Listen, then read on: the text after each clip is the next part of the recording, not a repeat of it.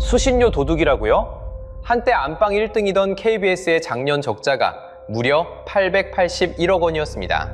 시청률 0.5%, 광고 매출 1조 붕괴, 그리고 하루 평균 73분으로 늘어난 유튜브 시청 시간. 누가 봐도 한쪽은 무너지고 한쪽은 부풀고 있습니다. 그런데 정말 거대 방송국들이 망한 이유가 시청자들이 변덕을 부려서일까요?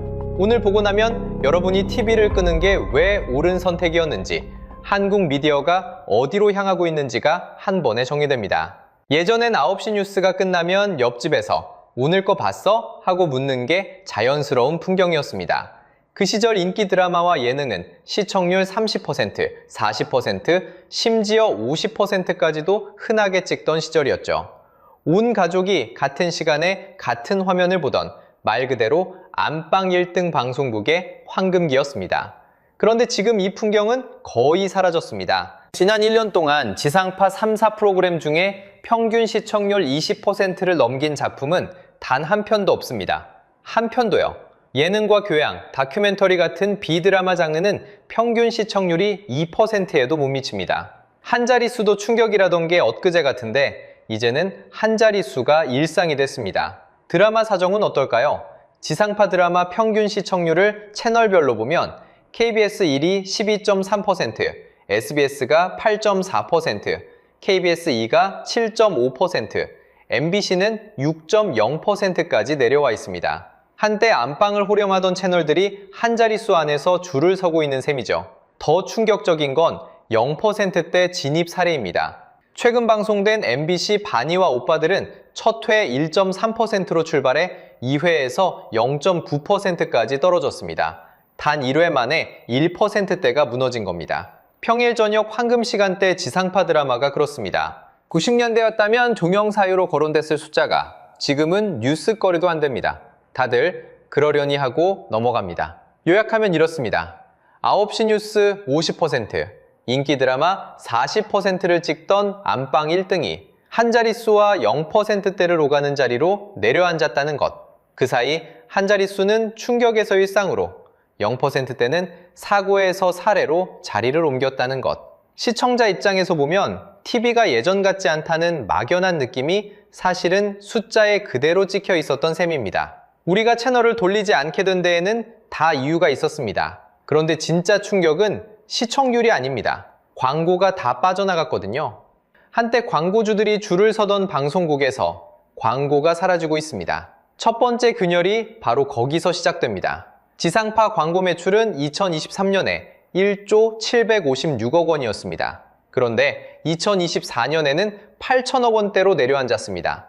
1조 원이라는 상징적인 숫자가 처음으로 무너진 겁니다. 1년 만에 약 10%, 그러니까 919억 원이 그냥 증발한 셈입니다. 어느 가게가 1년 사이에 매출이 10% 빠졌다고 생각해 보세요.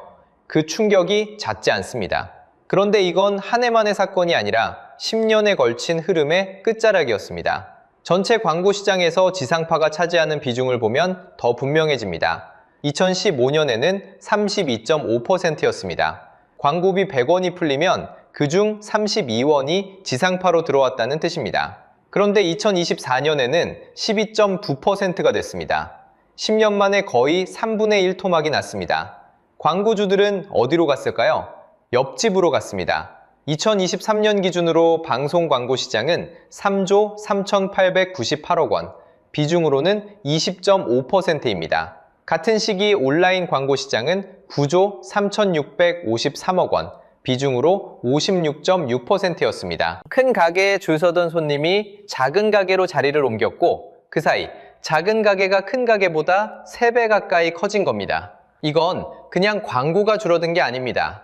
모델이 통째로 무너지고 있는 거예요. 광고 수익 모델은 시청률에 직결됩니다. 시청률이 1%대로 떨어지면 광고 단가가 따라 떨어집니다. 단가가 떨어지면 제작비가 줄어듭니다. 제작비가 줄면 콘텐츠 질이 떨어지고 콘텐츠 질이 떨어지면 시청률이 또 떨어집니다. 한 바퀴 돌고 나면 처음보다 더 낮은 자리에서 다시 출발합니다. 욕조에 물은 빠지는데 수도꼭지는 잠겨있는 상황과 같습니다. 방송사별로 받은 충격을 보면 이 모델이 얼마나 위태로운지 보입니다. 2024년 지상파 광고 매출 분포는 KBS 1,676억 원, MBC 2,064억 원, SBS 2,415억 원이었습니다. 그 결과 KBS는 사업적자 881억 원, 당기순손실 735억 원으로 역대 두 번째 큰 적자를 냈습니다. MBC는 영업손실 452억 원, SBS는 흑자에서 적자 전환을 했습니다. 지방으로 내려가면 더 심각합니다. 16개 지역 MBC 가운데 흑자를 낸 곳은 단 한 곳, 목포 MBC뿐이었습니다. 나머지 15개사가 모두 적자입니다. 큰 도시방송국이 흔들리니 작은 도시방송국은 그대로 가라앉고 있는 셈입니다. 그런데 이 문제는 한국 방송산업 전체로 번지고 있습니다. 방송통신위원회가 2025년 6월 공표한 자료를 보면 지상파는 2년 연속 영업손실을 기록했습니다. 방송 채널 사용 사업자, 그러니까 케이블 채널들의 광고 매출도 2023년에 1조 8,527억 원으로 1년 만에 13.9% 줄었습니다. 지상파만 흔들리는 게 아니라 방송 전체가 광고주에게 외면당하고 있다는 뜻입니다. 여기서 우리가 짚고 가야 할 게 있습니다. 광고주가 떠난 건 변덕이 아니라 계산입니다. 같은 돈을 쓸 때 더 많은 사람에게, 더 정확하게, 더 측정 가능한 방식으로 닿는 곳을 선택할 뿐입니다. 그 계산서에서 지상파는 점점 밀려나고 있는 겁니다. 그리고 광고주가 가장 먼저 알아챈 신호가 시청자들이 이미 떠나고 있다는 사실이었습니다. 그런데 광고가 빠져나간 건 결과일 뿐 진짜 원인은 따로 있습니다. 두 번째 균열은 더 심각합니다. 광고주가 사라진 진짜 이유, 그건 시청자가 먼저 등을 돌렸기 때문이고 그 등을 돌리게 만든 건 단 하나, 신뢰입니다. 생각해보면 단순합니다. 단골 식당이 있는데 어느 순간부터 짠 음식만 나오기 시작합니다. 한 번은 참고 두 번은 그러려니 합니다. 하지만 같은 일이 반복되면 단골은 말없이 다른 가게를 찾습니다. 화를 내지도 항의를 하지도 않습니다. 그냥 발길을 끊을 뿐입니다. 한국의 시청자들이 지난 몇 년간 방송국에 보낸 신호가 정확히 이 모양입니다. 박수를 칠 일도 야유를 보낼 일도 없이 그저 리모컨을 다른 곳으로 돌리는 것. 그게 가장 무서운 신호였습니다. 신뢰도 통계가 진짜 충격입니다. 47개국 중 우리나라 위치가요, 38위입니다. 로이터 디지털 뉴스 보고서 2024 기준 한국 뉴스 신뢰도는 31%, 아시아 태평양 11개국 중 꼴찌입니다. 이 지역 평균이 40%인데 우리만 한참 아래입니다. 더 무서운 숫자가 있습니다. 한국인의 39%가 뉴스를 적극적으로 회피한다고 답했습니다. 역대 최고치입니다. 열의 넷이 뉴스를 일부러 피한다는 뜻입니다. 보면 화가 나거나 봐도 믿을 수 없거나 둘 중 하나일 겁니다. 언론사별로 봐도 비슷합니다. MBC가 57%, YTN 56%, JTBC 55%, SBS 54%, 연합뉴스TV 51%, KBS 51%. 가장 높은 곳도 절반을 조금 넘는 수준입니다. 가장 신뢰하지 않는 매체로는 조선일보 39%, TV조선 37%가 꼽혔습니다. 어느 쪽을 봐도 시청자는 이미 마음을 절반쯤 닫고 있습니다. 이건 특정 방송사 한 곳의 문제가 아닙니다. 광고 모델 의존이 큰 보도 구조 자체의 한계입니다. 방송이 광고비로 굴러가는 순간 광고를 주는 쪽의 눈치를 볼 수밖에 없습니다. 거기에 정치 권력의 입김, 이해관계자의 압박이 얹히면 편집권은 점점 시청자에게서 멀어집니다. 식당으로 치면 손님이 아니라 광고주가 메뉴를 정하는 구조입니다. 그러면 음식 맛이 손님 입에 맞을 리가 없습니다. 시청자는 바보가 아닙니다. 사실만 보도해달라는 요구를 너무 오래 들어주지 않았을 뿐입니다. 수신료 얘기 안 하고 넘어갈 수가 없죠. 한 달에 2,500원, 어디로 가는 줄 아세요? KBS가 2,262원, EBS가 70원, 한전 위탁 수수료가 168원입니다. KBS 몫이 약 90%입니다. 그런데 KBS 2024년 수신료 수입은 6,516억 원, 전년 대비 335억이 줄었습니다.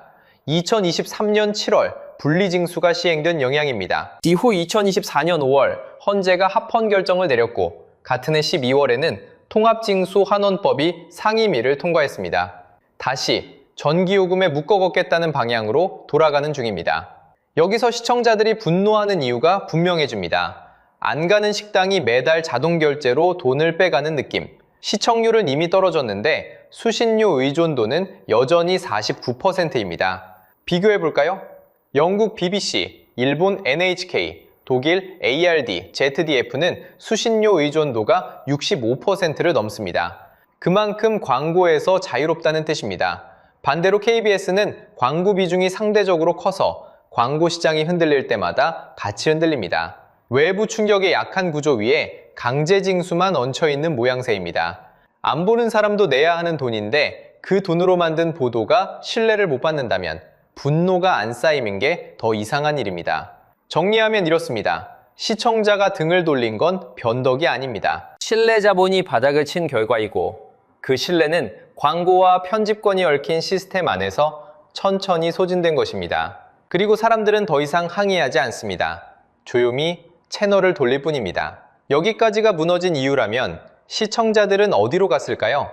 그게 마지막 진실입니다. 사람들이 옮겨간 곳은 그렇게 멀지 않았습니다. 새로운 동네로 이사간 게 아니라 손에 쥐고 있던 작은 화면, 바로 스마트폰이었습니다. 거실에 켜두던 TV 대신 출퇴근 지하철에서 점심 먹고 자리에 돌아와서 자기 전 이불 속에서 그 작은 화면을 봅니다. 숫자가 그 풍경을 정확하게 보여줍니다. 2022년 66.1%였던 유튜브 이용률은 2024년 72.7%까지 올라왔습니다. 10명 중 7명이 유튜브를 봅니다.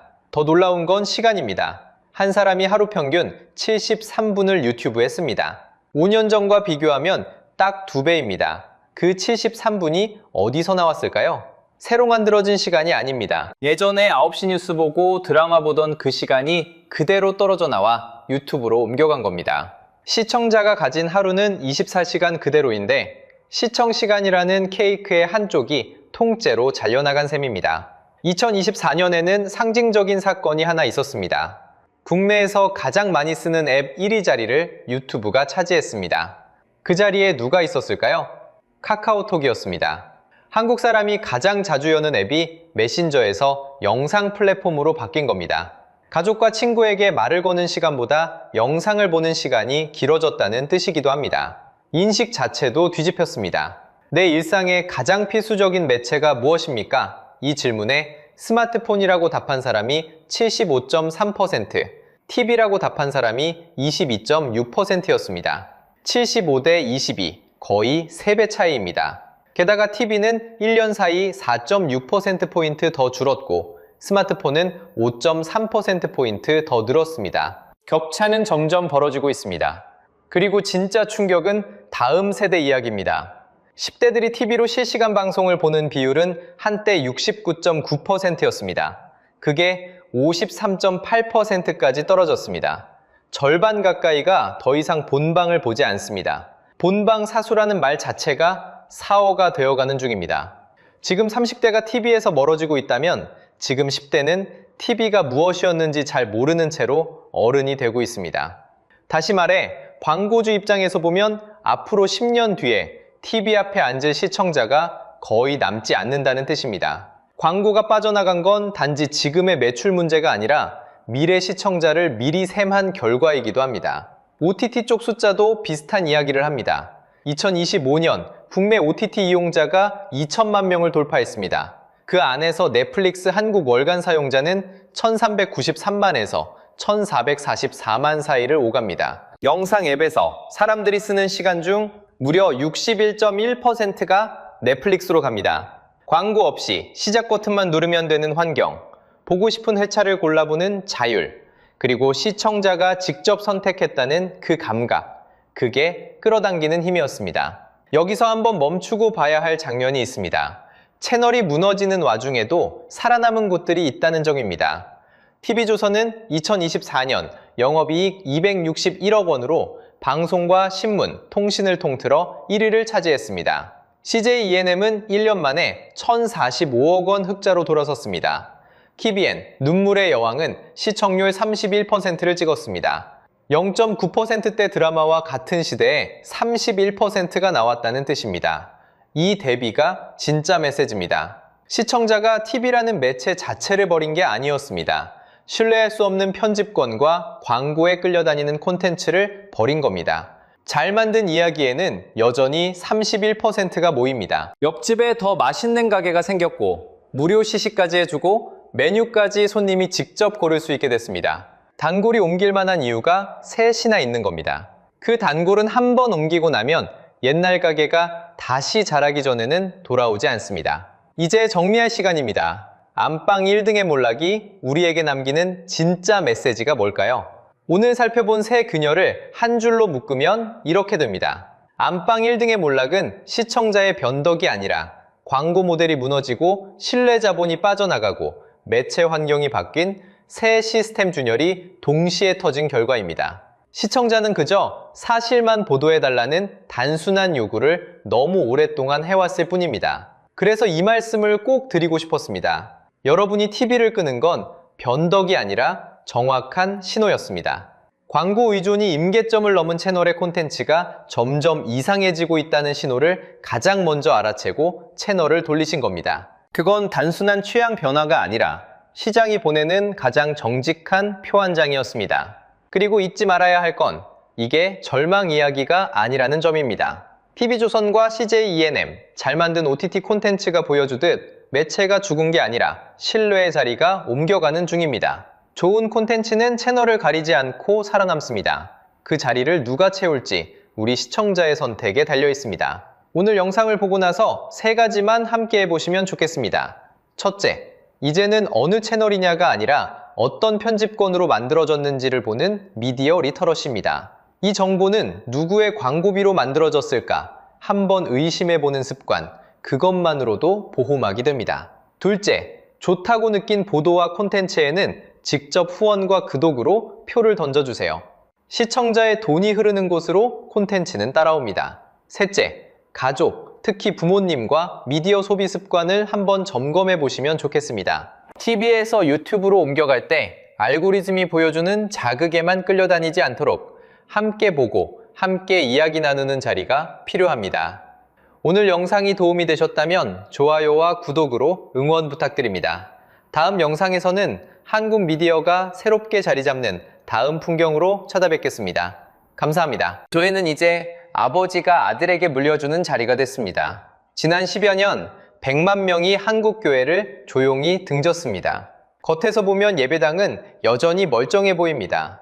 하지만 문을 열고 들어가면 텅 빈 예배당과 세습된 목사직, 어디로 가는지 아무도 모르는 헝금함이 남아 있습니다. 오늘은 한국 교회가 왜 이렇게까지 무너졌는지 그 속을 움직이는 세 개의 축을 하나씩 열어보겠습니다. 그리고 마지막에는 그럼에도 우리가 지금 할 수 있는 일이 무엇인지까지 같이 짚어드리겠습니다. 지금부터 말씀드릴 숫자는 여러분이 다녔던 교회에도 그대로 적용됩니다. 먼저 신자 이탈 규모부터 보겠습니다. 2012년 우리나라 개신교 인구 비율은 22.5%였습니다. 그런데 2023년에는 15.0%까지 떨어졌습니다. 10년 만에 거의 3분의 1이 사라진 겁니다. 같은 기간 20대 개신교 비율은 19%에서 9%로, 30대는 21%에서 11%로 반토막이 났습니다. 그 애는 여전히 겉에서 보면 멀쩡해 보이지만 그 안에 앉아 있어야 할 젊은 세대 절반이 조용히 사라진 상태인 겁니다. 더 충격적인 통계는 가나안 성도입니다. 교회는 안 나가지만 하나님은 믿는다고 답한 분들, 2023년 기준으로 226만 명입니다. 2011년 이후 실제로 교회 문을 닫고 나온 누적 인원만 약 139만 명입니다. 100만 명이 등 돌렸다는 말, 이건 은유가 아닙니다. 한목협과 목회데이터 연구소 통계만 들여다봐도 그렇습니다. 그리고 이분들이 떠난 이유를 조사해보면 공통적으로 빠지지 않고 나오는 말이 하나 있습니다. 돈 이야기입니다. 그래서 이제 피부에 닿는 문제부터 풀어보겠습니다. 한국 교회 성도 한 사람이 1년에 내는 헌금은 평균 165만 원입니다. 여기서 11조가 절반이 넘는 52%를 차지합니다. 나머지는 감사헌금, 주일헌금, 선교헌금, 건축헌금, 맥추감사헌금, 추수감사헌금, 절기헌금까지 종류도 다양합니다. 한 달에 한두 번 내는 돈이 아니라 이제는 매달 꼬박꼬박 빠져나가는 구독료가 됐습니다. 넷플릭스 끊는 것보다 교회 헌금 끊는 게 더 어렵다는 말이 농담으로만 들리지 않는 이유입니다. 그런데 진짜 문제는 액수가 아닙니다. 이 돈이 어디로 가느냐 이겁니다. 한국교회 전체 헌금 지출 구조를 열어보면 이렇습니다. 건물 유지 운영비 38%, 인건비 30%, 합치면 68%입니다. 선교비는 9%, 교육비 5%, 장학과 구제비는 5%입니다. 신자분들이 하나님께 드린다고 생각하고 낸 돈의 거의 70%가 건물과 사람 월급으로 먼저 빠져나갑니다. 선교와 구제에 쓰이는 돈은 다 합쳐도 15% 남짓입니다. 헌금함이 아니라 임대료 통장이라고 불러야 정직한 건 아닌지 이 숫자를 본 분들은 한 번쯤 의심하게 됩니다. 제가 이 영상을 준비하면서 봤던 댓글 하나가 계속 기억에 남습니다. 40대 중반 남성분이셨는데 이렇게 쓰셨습니다. 나 먹고 살기도 빠듯한데 이제는 목사님까지 먹여 살려야 하나 싶어서 어느 주일 아침에 문득 헌금 봉투를 내려놓고 나왔습니다. 15년 동안 한 번도 걸은 적이 없던 11조였는데요. 이 한 문장이 226만 명이라는 추상적인 숫자보다 훨씬 많은 걸 말해줍니다. 더 답답한 건 그 다음입니다. 그래도 내 돈이 어디 쓰였는지는 알 수 있어야 하지 않냐? 이렇게 생각하시죠? 그런데 대부분 한국교회 정관은 외부 회계감사를 의무가 아니라 선택으로 해놨습니다. 연 예산 50억 원이 넘는 대형 교회도 예외가 아닙니다. 외부 감사를 받을지 말지를 그 교회 당회가 스스로 정합니다. 쉽게 말하면 이렇습니다. 돈이 들어가는 입구는 매달 열려 있는데 그 돈이 나가는 출구는 깜깜한 박스 안에 있습니다. 얼마가 들어왔고 어디로 나갔는지 교인 본인이 직접 물어봐야 겨우 일부만 알 수 있는 구조입니다. 이 깜깜한 박스가 어떤 결과를 낳는지 이미 한국교회는 겪었습니다. 여의도 순복음교회 한때 등록교인 80만 명, 연 예산 1,400억 원에서 1,500억 원대, 단일교회로는 세계 최대 규모였습니다. 그런데 2017년 대법원이 설립자 일가가 교회에 입힌 손해액을 355억 원으로 확정했습니다. 조용기 목사는 징역 2년 6개월에 집행유예 4년을 최종 선고받았습니다. 장남은 자회사 주식을 교회에 비싼 값으로 떠넘기는 수법으로 헌금 217억 원을 빼돌린 걸로 드러났습니다. 신자 수십만 명이 낸 돈이 한 가족의 사적 거래로 빠져나간 겁니다. 이게 선택적 외부 감사라는 제도가 만들어낸 실제 장면입니다. 다시 정리하면 이렇습니다. 헌금은 매달 자동이체처럼 빠져나갑니다. 그 돈의 70%는 건물과 월급에 먼저 쓰입니다. 그리고 나머지가 어디로 가는지는 교회 바깥 누구도 들여다볼 수 없게 되어 있습니다. 100만 명이 조용히 떠난 첫 번째 이유는 바로 이 내가 내는 돈이 어디로 가는지 모르는 감정이었습니다. 그런데 헌금이 이렇게 쓰이는 것보다 더 충격적인 건 이 교회가 누구의 것이냐는 문제입니다. 여러분의 헌금이 어디로 가는지 물어보면 많은 교회가 답을 못합니다. 그런데 이 교회는 누구의 것이냐를 물어보면 답이 너무 분명해서 오히려 놀랍니다. 바로 담임 목사 아버지의 겁니다. 자, 이제 본론입니다. 한국의 대형 교회는 사실상 가업이자 가족기업입니다. 이 한 문장이 불편하게 들리실 수도 있습니다. 하지만 숫자를 보시면 이보다 정확한 표현이 없다는 걸 아시게 될 겁니다. 일요신문이 분석한 한국교회 세습 의심 명단만 364곳입니다. 이름만 들어도 아실만한 대형 교회들이 상당수 포함되어 있습니다. 교단장급 세습만 따로 뽑아도 기독교 한국침례회 11건, 예수교대한 성결교회 8건, 예장합동 7건, 감리회 6건입니다. 목사 아버지가 은퇴하면 목사 아들이 그 자리에 앉습니다. 그 교회의 강단과 교인과 헌금함이 통째로 아들에게 넘어갑니다. 이게 가업이 아니면 뭘까요? 제가 제일 뼈아프게 들은 이야기가 하나 있습니다.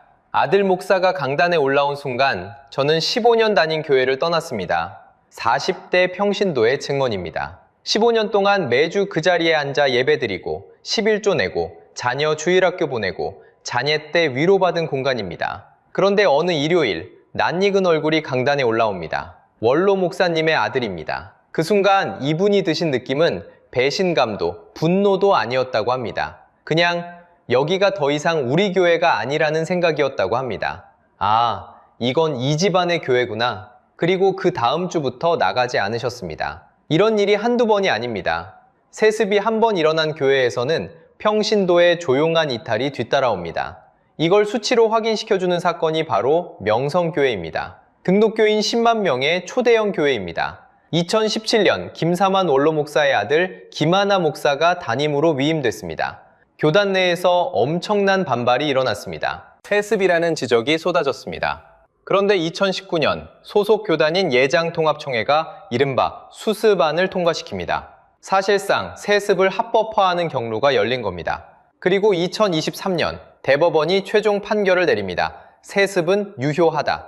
10만 명 교회가 아들에게 완전히 넘어갔습니다. 그런데 세습 금지법이 있는데 왜 세습이 늘었을까요? 궁금하지 않으세요? 여기서부터가 진짜 민낯입니다. 먼저 사실부터 짚겠습니다.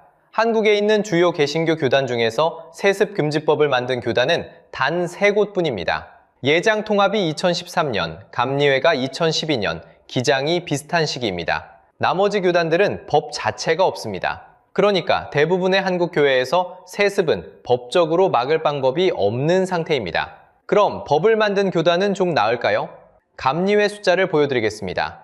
세습 방지법을 제정한 게 2012년입니다. 법이 만들어지기 전 5년, 그러니까 2008년부터 2012년까지 감리회 세습은 62건이었습니다. 법이 생긴 뒤 5년, 2013년부터 2017년까지 세습은 몇 건이었을까요? 74건입니다. 줄어든 게 아니라 오히려 12건 늘었습니다. 법을 만들고 나서 세습이 더 활발해진 겁니다. 왜 이런 역설이 생겼을까요? 법이 있으면 법을 피해갈 방법이 만들어지기 때문입니다. 대표적인 게 교차 세습입니다. 내 아들을 내 교회에 앉히면 세습이라고 걸리니까 옆 교회 목사의 아들과 서로 교환합니다. A교회 목사 아들은 B교회로, B교회 목사 아들은 A교회로 갑니다. 법적으로는 부자 세습이 아닙니다. 하지만 결과적으로 두 교회 모두 아들에게 넘어갑니다. 또 하나는 합병 세습입니다. 아버지 교회와 아들 교회를 합병합니다. 새로운 교회가 탄생했다는 명목 아래 아들이 자연스럽게 담임을 맡습니다. 금지법이 생기자 편법이 제도화된 겁니다. 물론 세습이 100% 관철되는 건 아닙니다. 저항도 있습니다. 2024년 전북 무주 장로교회에서 부자 세습 시도가 있었습니다. 원로 목사가 아들을 후임으로 청빙하려 했습니다. 그런데 공동의회에서 찬성률이 58.6%가 나왔습니다. 과반은 넘었지만 총회 헌법상 청빙에 필요한 3분의 2에 못 미쳤습니다. 세습은 부결됐습니다. 평신도들이 제도 안에서 세습을 막아낸 드문 사례입니다. 다 세습되는 건 아니라는 증거이기도 합니다. 하지만 이런 사례가 뉴스가 된다는 것 자체가 평소에 얼마나 많은 교회에서 이런 문제 제기조차 못하고 있는지를 보여줍니다. 자, 이 지점에서 한번 정리하겠습니다. 한국에는 교회가 약 7만 개 있습니다. 그리고 자기 교회 안에서만큼은 누구도 못 막는 절대 권력이 있습니다. 담임 목사입니다. 그 절대 권력이 자기 아들에게 혹은 편법을 통해 아들뻘 목사에게 그대로 넘어갑니다. 교회가 상속되는 재산이 된 겁니다. 세습은 결국 상속 아닙니까? 교회가 유산이라는 뜻입니다. 목사직은 아버지가 아들에게 물려주는 자리가 됐습니다.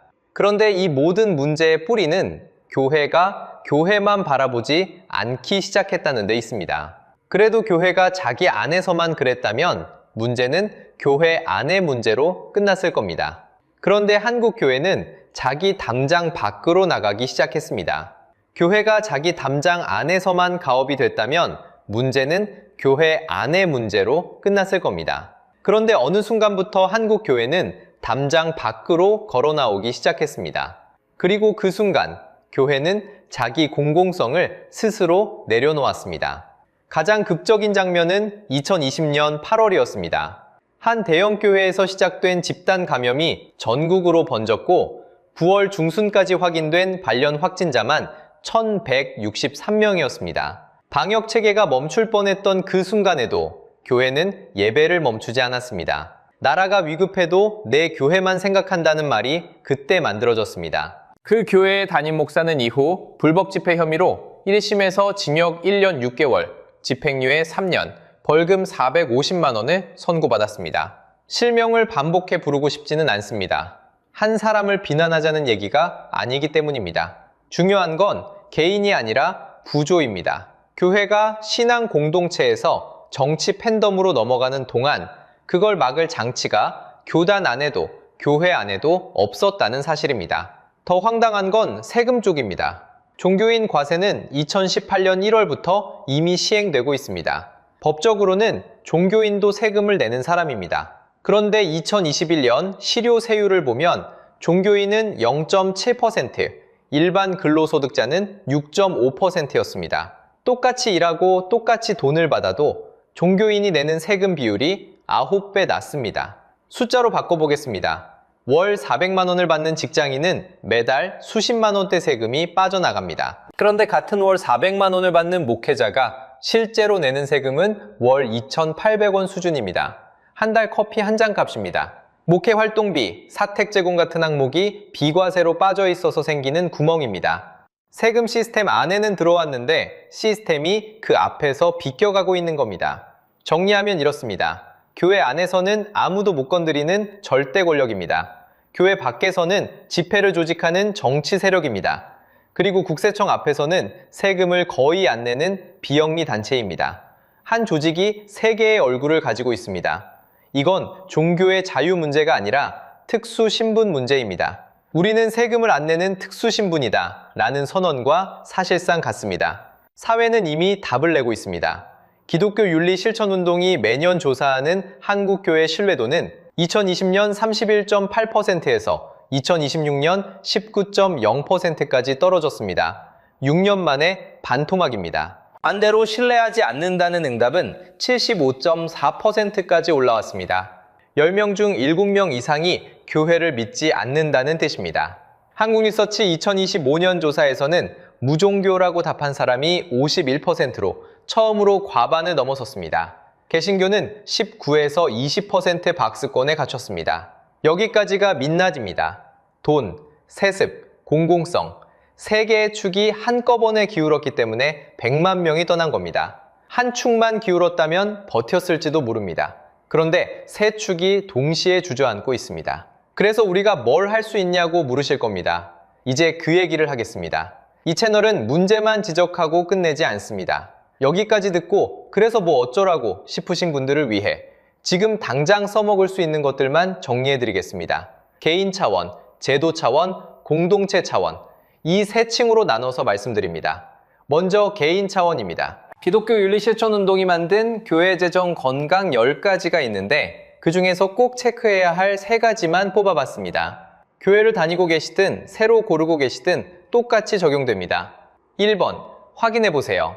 매주 주보에 그 주 헌금 수입이 공개되는가? 숫자가 없다면 이미 절반은 답이 나온 겁니다. 들어온 돈을 숨기는 조직은 어떤 조직이든 위험합니다. 2번, 확인해보세요. 외부 회계감사를 받고 있는가? 내부 장로나 내부 집사가 보는 건 감사가 아니라 돌려보기입니다. 교회 밖에 회계사가 들어와서 수치를 보는지, 그 결과가 교인 전체에 공개되는지 물어보세요. 3번, 확인해보세요. 담임 목사 청빙 절차가 공동의회 3분의 2 규정을 지켰는가? 세습이 들어오는 길은 딱 하나입니다.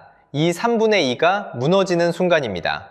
앞에서 본 무주장로교회가 세습을 막아낸 것도 이 숫자 하나 때문이었습니다. 이 세 개를 다 통과하는 교회가 있냐고요? 있습니다. 높은 뜻 하늘교회 같은 곳이 대표적입니다. 매주 주보의 수입을 그대로 공개하고 분기마다 결산을 교인에게 보고하고 외부 감사에 더해 평신도로 구성된 감사위원회까지 따로 굴립니다. 교회는 원래 돈 얘기 안 하는 곳이라는 말은 그냥 관습이지 원칙이 아닙니다.